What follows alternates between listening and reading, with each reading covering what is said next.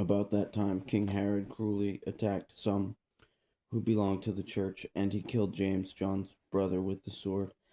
When he saw that it pleased the Jews, he proceeded to arrest Peter too. During the days of unleavened bread after the arrest, he put him in prison and assigned 4 squads of 4 soldiers each to guard him, intending to bring him out to the people after one Passover. So Peter was kept in prison, but prayer was being made earnestly to God for him by the church. On the night before Herod was to bring him out for execution, Peter was sleeping between 2 soldiers bound with 2 chains,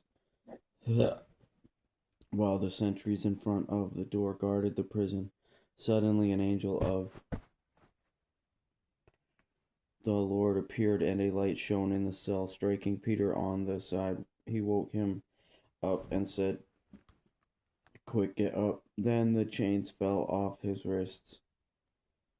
"Get dressed," the angel told him, "and put on your sandals." And he did so. "Wrap your cloak around you," he told him, "and follow me." So he went out and followed, and he did not know that what took place through the angel was real, but thought he was seeing a vision. After they passed the first and second guard post, they came to the iron gate that leads into the city, which opened to them by itself. They went outside and past one street, and immediately the angel left him.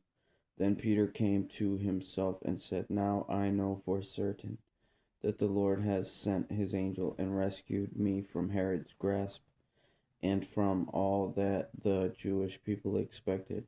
When he realized this, he went to the house of Mary, the mother of John Mark, where many had assembled and were praying. He knocked at the door in the gateway, and a servant named Rhoda came to answer. She recognized Peter's voice, and because of her joy, she did not open the gate, but ran in and announced that Peter was standing at the gateway. "You're crazy," they told her, but she kept insisting that it was true. Then they said, "It's his angel." Peter, however, kept on knocking, and when they opened the door and saw him, they were astounded. Motioning to them with his hand to be silent, he explained to them how the Lord had brought him out of the prison. "Report these things to James and the brothers," he said. Then he departed and went to a different place.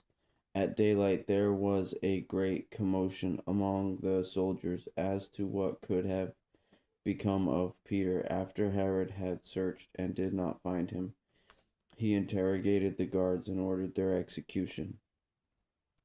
Then Herod went down from Judea to Caesarea and stayed there. He had been very angry with the Tyrians and Sidonians. Together they presented themselves before him, and having won over Blastus, who was in charge of the king's bedroom, they asked for peace because their country was supplied with food from the king's country.